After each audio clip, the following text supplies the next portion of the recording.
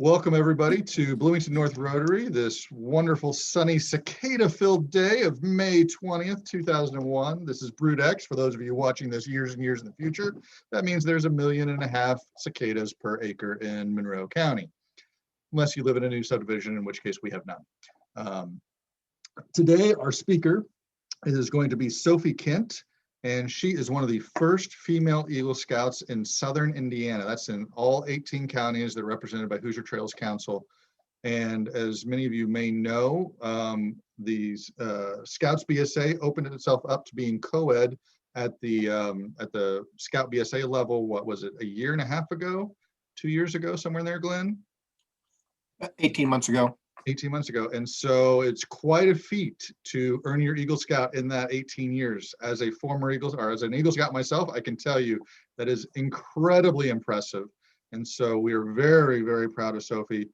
We'd like for her to tell us a little bit more about herself. I know you're in college right now, and I apologize, I do not remember which one. We just had dinner the other night at the Scout Awards, but I don't remember now. So Sophie, you'd like to take it away and tell us what it was like earning your Eagle Scout as one of the first ladies in Scouting.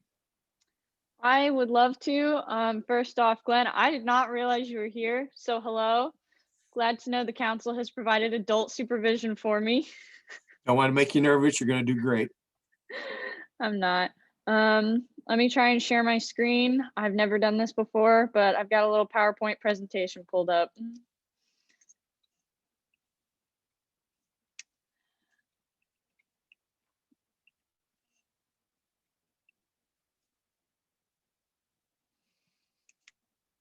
And my computer suddenly does not want me to share my screen. I was going to say, you're not representing your generation that well right now. We thought you were all the technical people and we were the old fogies.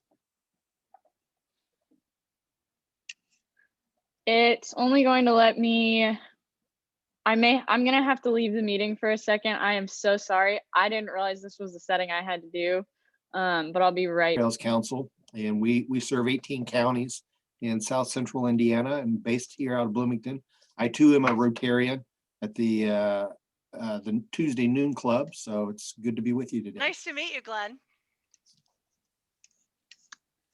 And here we go. Sophie's back with her PowerPoint. We can see it now, Sophie. Perfect. So this is kind of just my journey to earning my Eagle Scout, and it was a fun one. It was a blast, and even though I'm an Eagle Scout, it's not done yet. So I'm Sophie Kent. I'm from Troop 1231. That's our way of signifying that it's a girl troop. Who am I? I'm Sophia Kent. I'm 19 years old. I am beyond proud to say that I am an Eagle Scout. I'm a sophomore at Boyce College down in Louisville, Kentucky. I'm studying biblical and theological studies because I would like to do Bible translation once I have graduated. And I'm here to talk about how I became an Eagle Scout. I will forewarn you all, this is the first time I've ever made a PowerPoint presentation, and I am not technologically inclined. So what is Scouting? The mission of the Boy Scouts of America, and I apologize for the typo that I just found, is to prepare young people to make ethical and moral choices over their lifetime. I am having technical difficulties already.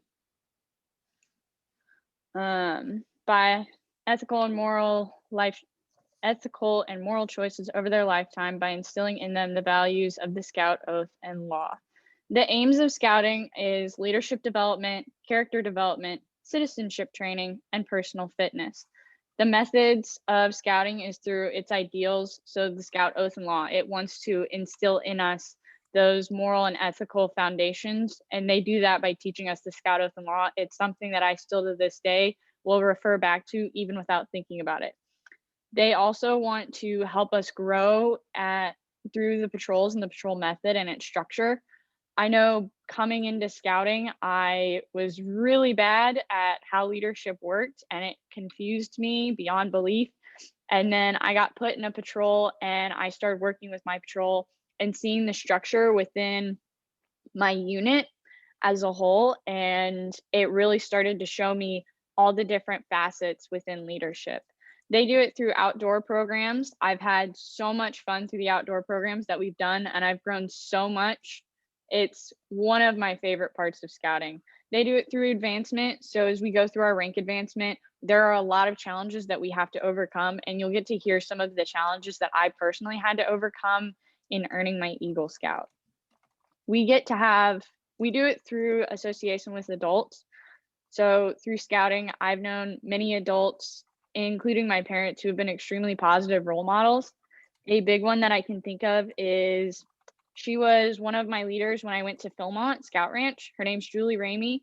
She's one of the most chipper, happy people I know of. And there was one day to where it rained on us the entire day. We spent an hour and a half on the side of a mountain just getting rained on, unable to move.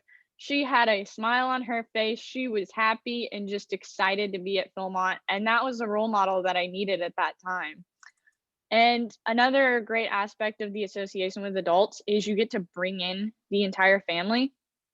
In a lot of other programs that we've been involved with, it's either just my brother, just myself, maybe one of us with a parent, but with scouting, it gets to be the entire family. For example, this last weekend, we were camping with the Order of the Arrow, the Boy Scouts National Honor Society, and my entire family was there. We all tented together and had a grand time, got to spend time together as a family, and we wouldn't get to do that if it wasn't for scouting.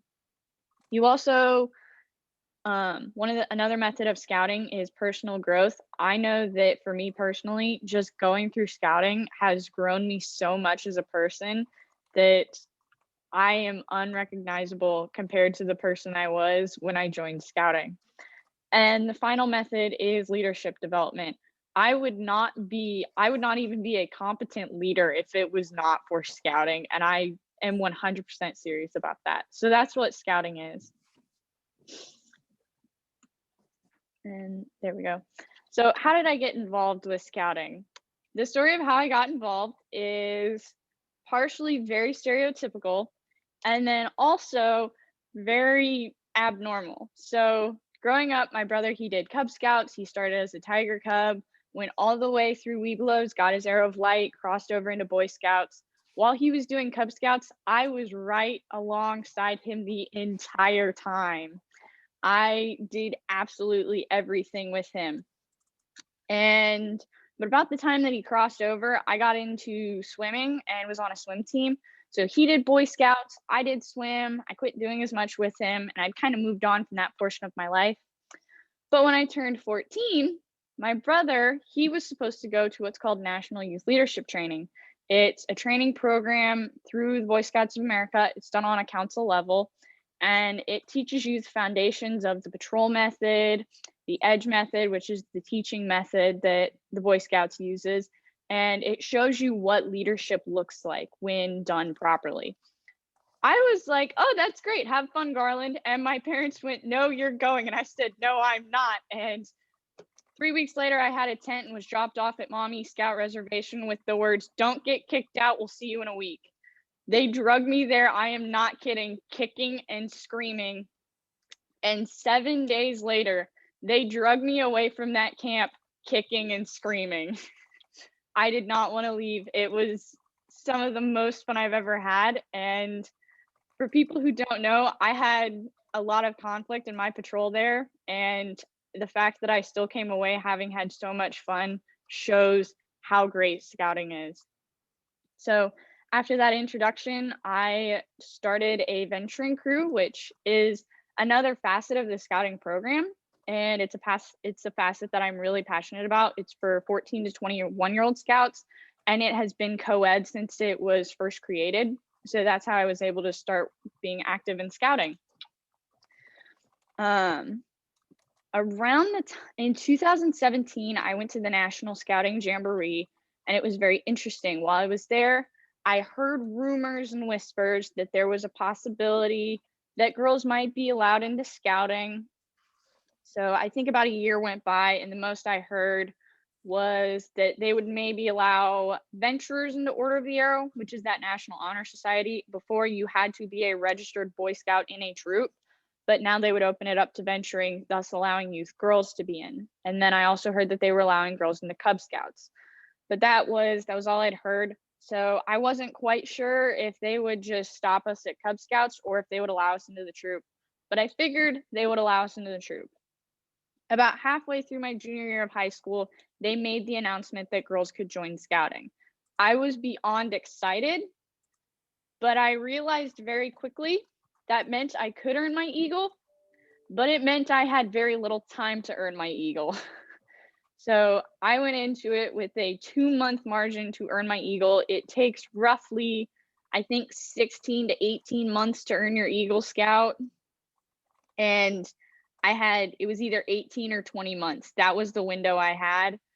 And I also had on me that halfway through that, I was going off to college, and I was not planning to go to college in the Indianapolis area. But through that, I had a goal. My brother wanted me to do this. My family wanted me to do this. I really wanted to do this. I wanted to be the first female Eagle Scout for Hoosier Trails Council. So on February 2nd, 2019, Troop 1231 was born. That's my home troop. Our patrol name was the Blue Sushi Cats. Our patrol call, I will forever love this, was because we were supposed to be underwater cats. Our troop consisted of 5 girls. It was myself. I was a junior in high school. We had 2 freshmen in high school, and then 2 more girls who were both just barely old enough to join. So we had a really interesting mix. And as we started off the year, it was really cool because I was super busy between working and school and just everything going on in my life at that point in time. I was also still running a venturing crew that I kind of got the troop up and running, and then I was able to hand it off to those 2 older girls and watch as they both adopted. One of the younger girls took them under their wing and really became mentors to those girls, and that blew me away. It was, as a mentor to the 2 older girls, it was so cool, and I was so proud of them to see them do that. So that summer 2019, we went to summer camp. All of my girls rocked it. We had a blast. I mean, we went into that, we had boys who were like, will the girls really be able to do it? And my girls showed them the girls will be able to do it. So I was so proud of them during that time. But before I knew it, I was a Life Scout, and we were in the midst of a global pandemic, which I'm sure none of you have been there. As someone who has, it is the most terrifying feeling ever. Right before we got put on lockdown, I came up with some new obstacles in that my mom was diagnosed with breast cancer, and I had just been diagnosed with epilepsy, and they couldn't figure out what was going on. They just knew that the seizures were really bad. Sorry, I'm getting choked up. So at that point in time, my mom could not leave the house because she had to stay quarantined in order to get her treatment. And I wasn't allowed to drive. So we were kind of stuck of what are we going to do? So we really could not get anything done, but we were able to brainstorm through that time. We came up with a project, and we came up with a project, but we knew we had to wait until we finally could execute it. We had to wait until my mom had gotten through surgery and I was allowed to drive again. So, but we were going to do it because I had my goal. So, finally could drive again. Finally, my mom had gotten through surgery. I had taken a job at that time where I was supposed to be working 30 hours a week. And suddenly I'm working 60 hours a week. And I cannot get them to drop my hours because they were so overbooked. But nevertheless, we persisted. We found little bits of time. So my project, it was care packages. Around this time, our church had reopened, and a few times my brother and I had been able to go to church. And I noticed that a lot of the elderly members of our church were unable to attend. And I was kind of curious why. It was something that stuck out to me of I understood that maybe it was because they were immunocompromised or extremely susceptible or high risk, but I couldn't figure out why they wouldn't be able to still come because our church had taken many precautions to make it safe for them. So I went to my pastor and I asked him, and he said it was because they didn't have the supplies to safely leave their home. They didn't have things like masks. They didn't have hand sanitizer, rubber gloves. So they were stuck in their homes and they were left completely dependent upon other family members. And that was something that made me really sad, because I knew from that time of being quarantined at home, it was really hard because we weren't able to see people. We weren't able to be in community and be surrounded by others. And that was really hard. And I felt for the people in our church who couldn't do it. So we came up with this plan to give them care packages to allow them to safely rejoin the community. In the photo, you can see two of my older girls who are in my troop and in my crew. Their names are Meg and Kath. Meg's the one in the pink shirt, and then Autumn is the one in the background with the tie-dye shirt. They are filling hand sanitizer spray bottles. Those were the only spray bottles we could get our hands on. And so it was pretty funny. Of all of these people, they got about 8 ounces of hand sanitizer in a 25-ounce spray bottle. So those were just a few of the things we had to do. We gave each person some snacks, toilet paper, a handwritten note, the hand sanitizer, masks, gloves. And one of the more interesting obstacles we faced is we were purchasing all of these materials in the midst of the toilet paper shortages of 2020. So we were the people who had to go in, buy toilet paper, take it out to the car, put on hats, go back inside, buy more toilet paper with a different cashier, get a lot of weird looks, go back outside, put on sunglasses this time and change masks, and do it again. But it was fun. In the end, we all found it to be hysterical. So we pulled together all the supplies, and we went through and we actually hand wrote every single recipient a note, and it was addressed personally to them, which was a logistical nightmare when we were packing them, but it was something that meant a lot to them. And I was glad we were able to do it. It probably took up about 75% of our service hours handwriting out those notes, but I wouldn't change it for the world because of how much it meant to the people who received them. As you can see, I drive an early 2000s station wagon, and buying all the supplies, we completely filled up that trunk. And then in the lower corner, those are part of the 80 boxes that we built for this project. My dad and I worked together at my family's business where we have a box making machine. We came up with the design of the specifications of the boxes, how big we needed them, how deep we needed them, and then we started making them. Of course, we had to have an obstacle. The machine kept eating the cardboard. So we'd send cardboard in, we'd get about 4 boxes out, and then we'd hear this very loud backup sound and just see cardboard chunks start flying out the top of the machine.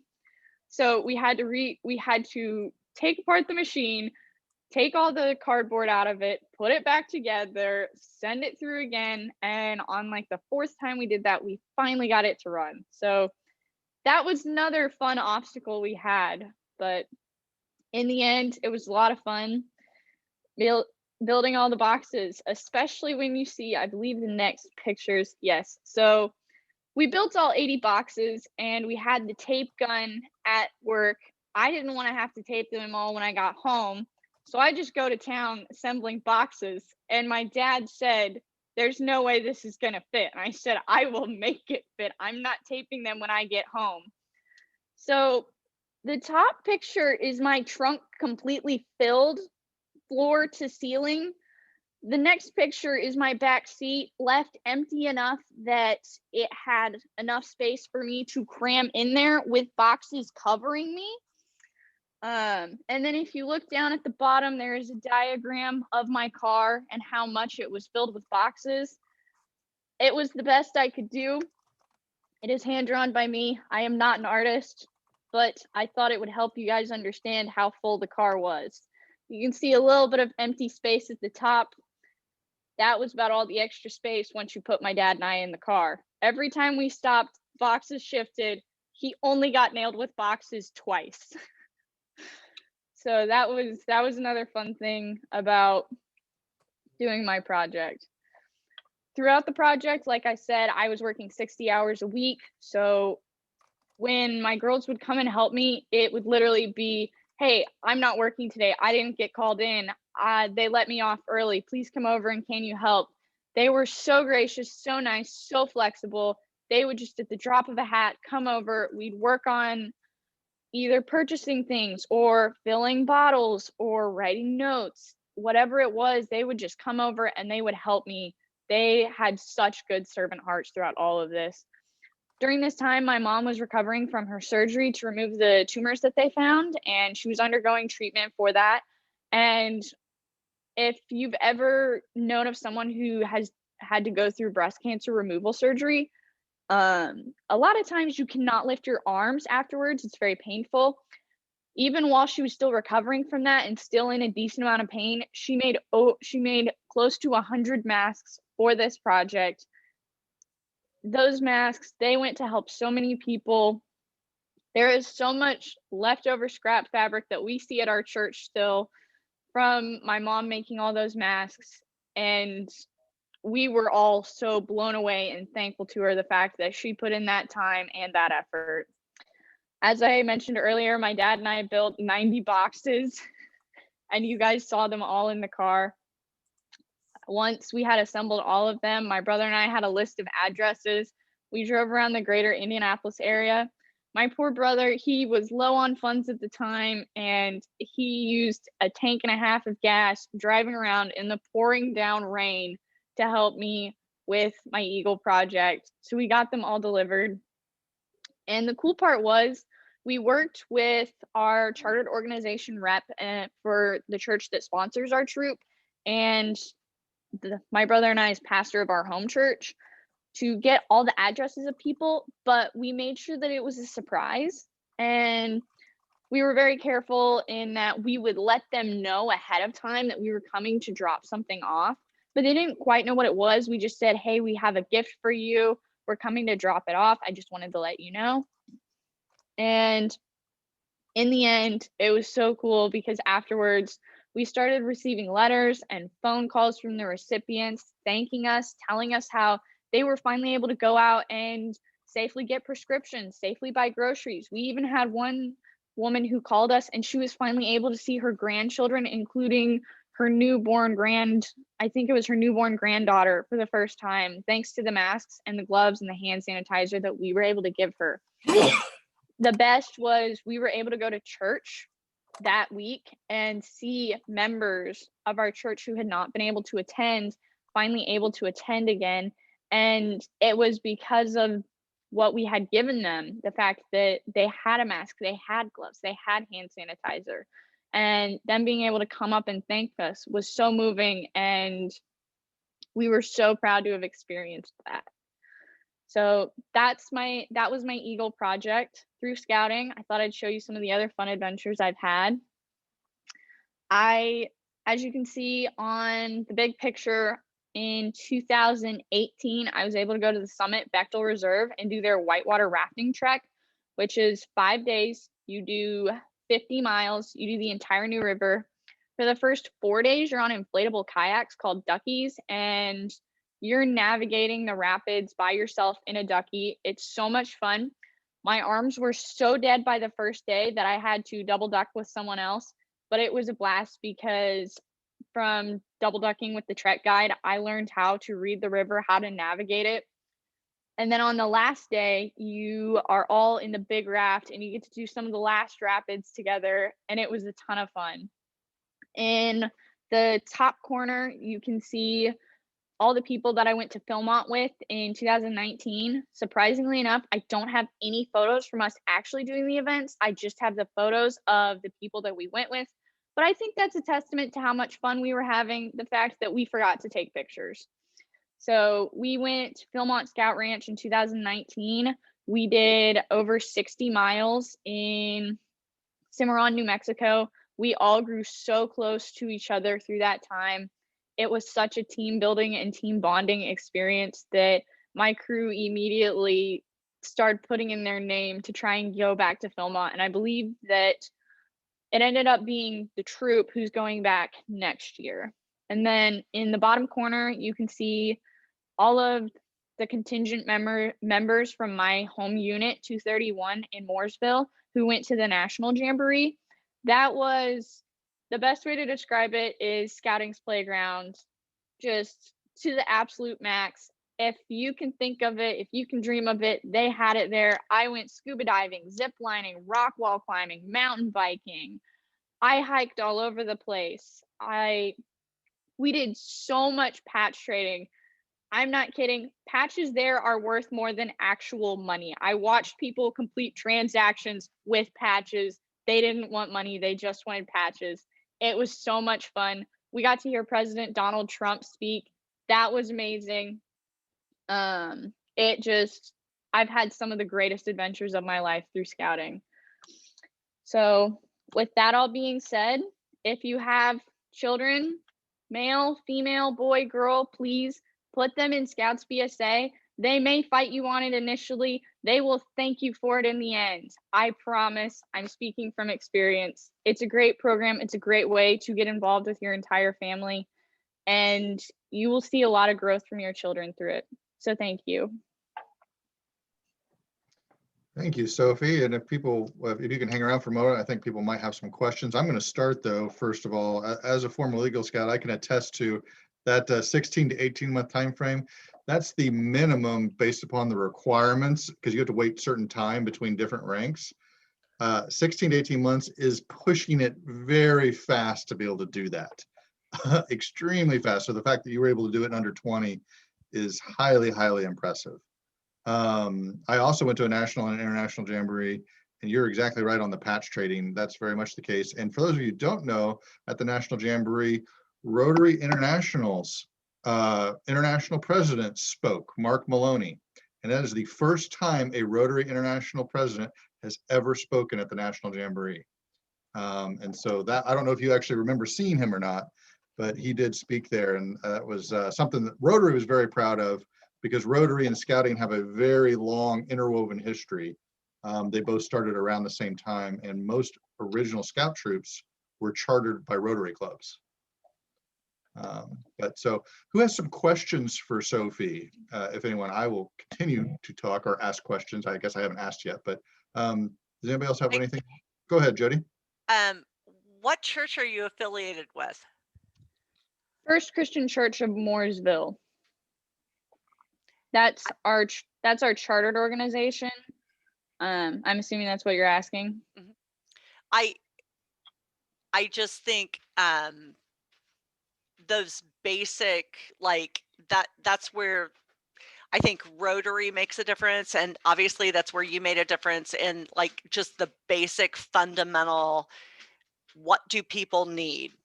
You know, there's lots of grand overarching projects out there, but we have to get people like the basic materials to get through the day. And I really love that project because that's what that was.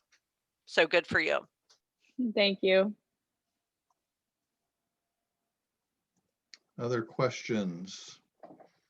So do you plan to go on to do additional scouting things? I know you're still in venturing, but then do you want to be an adult leader someday or anything else? I know someday in the long, far off future, when I have my own kids, they will be in scouting the moment they first can, because I've seen the impact it had on me. I've seen the impact it had on my brother, and I love the program. I am currently looking at continuing to do some more work with the Order of the Arrow, which is Scouting's National Honor Society, and really helping girls to get enthusiastic about that. We've done a lot of work and gotten them very excited about scouting and about venturing. And now that they're able to come into OA, we're beginning to look more into, okay, how do we get them excited about all aspects of scouting now that they can? So I'm going to put you on the spot, and what better way to do that than ask you for a commitment in front of everybody? And that is, Glenn's asked me to be Vice President of Marketing for Hoosier Trails. If we would like to ever have you speak in front of some young girls to encourage them to join, would you be willing to do that at some point in time in the future, if we can coordinate schedules? As long as it does not conflict with school, I would love course. to. So that's my only stipulation. Oh, of course, totally respect that. I have a question, Brian. Go ahead, Debbie. What does venturing mean? You talk about leading venturing and scouts. What's that mean? Venturing. So like I said earlier, venturing is the best way that I've always described it is it's kind of like a side program, but it's also kind of like a graduated program. It's for 14 to 20-year-old scouts, and it allows them to have the flexibility to do whatever they want through scouting. So my crew is a camping crew. It's not with the troop level, it's very much so, okay, you have your ranks, you have your merit badges, and it's very structured because that's what the boys need at that age. That's what the boys and the girls need at that age, because they're not quite to the leadership point of being able to just come up with everything, come up with the entire program. So that's what scouting's job, that's what the troop's job is to teach them how to lead and to train them to be strong leaders. And then venturing is, now that you are a strong leader, let's completely hand it off to you and let you flourish and run with it and do whatever you want with it. And I've seen that applied perfectly in that we've had some boys who came all the way through the troop. And then around the time that they were 15 or 16, they'd already earned their Eagle Scout. They were involved in the OA, but they wanted to be able to do some more fun stuff, some more high adventure stuff, some more intense stuff. And they were able to come into the crew. They were able to apply those leaderships, completely plan the events, make it all happen, and have a blast with it. So it's a graduated leadership program. And the side benefit of it is that it has always allowed girls into it. Thank you. And venturing crews can also, as Sophie was mentioning, hers focuses on camping, but it can focus on different professional areas. So you may have a crew that wants to learn more about law enforcement, that could really work with different law enforcement agencies and that's what they focus on. So it's like correct. breakout groups. Yeah, correct me if I'm wrong, Glenn, but I mean, I remember that's the way it was 27 years ago when I was young. Yeah, So it's like Rotary fellowships. Without the drinking. yeah, venturing is a bit more of a hobby-based. Brian, what you refer to as exploring, and exploring is career-based, but Okay. very similar programs. I knew when I lived in West Virginia between the ages of like 8 and 11, some family friends of ours were highly involved in scouting, and their daughter actually ran, instead of a camping crew, she ran a falconry crew. I wish I could have joined that one because it sounds amazing, but it's in West Virginia, so it's a bit of a drive. But I've always remembered she had a falconry crew. We had a camping crew. Nice. Other questions for Sophie? Charlie, welcome. Charlie's, I think your son was an Eagle Scout, wasn't he, Charlie? Correct, and I was an assistant scoutmaster for many years, and I'm sorry I got on here late, so I'll have to watch this. Hopefully you recorded it, Brian. I did. But congratulations, it's a great thing. My daughter was in, I had my daughter and son were in Scouts at the same time in, what did they call that for girls? Venturing. Venturing and medical venturing at IU Hospital, so. Wonderful. Well, thank you, Sophie. I really appreciate it. I wish you best of luck in college. I wish you best of luck studying to learn to translate the Bible. I know that as we talked before, I know exactly how hard that is, and I think you'll do wonderful at it. And thank And I you loved how once you again. auto-corrected to Boy Scouts on your first slide. That was lovely. It gets typed so much that at school we all have the issue of we'll send something saying like, oh, the boys are going to do this, and it auto corrects to the boys. So if you go to boys college, it comes with a territory. Yeah. It's probably part of their PR campaign. Probably. Yeah, well, Thank you so very much. You're We lovely. really appreciate Keep it. up your good work. I am asking Jody and Jean to hang on a little bit, but I wish the rest of you well. If you